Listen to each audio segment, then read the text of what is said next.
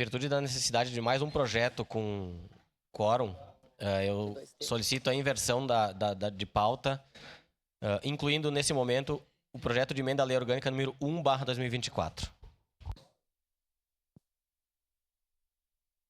Colegas vereadores, então, em relação a essa solicitação de inversão de pauta, em votação, solicito às vereadoras e vereadores que registrem os seus votos.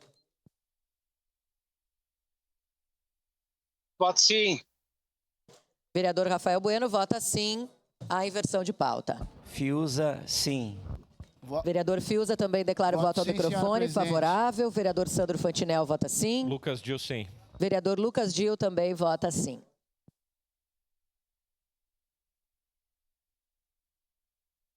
Voto favorável, senhora presidente. Vereadora Gladys Frisso também vota sim à inversão de pauta.